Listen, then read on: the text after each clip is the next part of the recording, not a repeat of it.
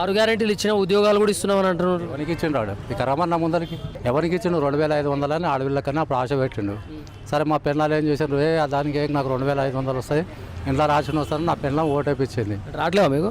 ఎవరికి వచ్చింది, ఎవరికి ఇచ్చిండు 2500 ఆడపిల్లకు? అంటే 500 సబ్సిడీ గ్యాస్ మీద ఇస్తున్నాము, తర్వాత 200 యూనిట్లకి ఉచిత కరెంట్ ఇస్తున్నామని చెప్తాను. ఉచిత కరెంట్ అది ఎవరికో వస్తున్నది, మేము కిరాయిలో మాకెందుకు వస్తుంది, ఓనర్కి వస్తుంది, మాకేడు వస్తుంది చెప్పు. మరి గ్యాస్ ఏడున్నది ఇప్పుడు 950 కడుతున్నాము, మరి అదే టీఆర్ఎస్ ఉన్నప్పుడు 850కి వచ్చింది, మరి 100 రూపాయలు ఎందుకు పెరిగింది అప్పుడే 2 ఏళ్ళలో?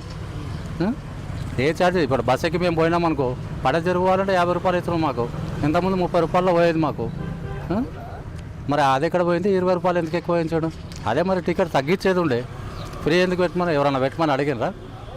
ఇప్పుడు ఆడపిల్లలు అడిగినామా ఏం అడిగినామా ఫ్రీ పెట్టమని? అంటే మేము ఉన్న పిల్లల్ని ఓడగొట్టుకోండి మా లెక్క రోడ్ల మీదకి రాడినే కదా, అదే కదా పద్ధతి ఇప్పుడు కాంగ్రెస్ వాళ్ళది.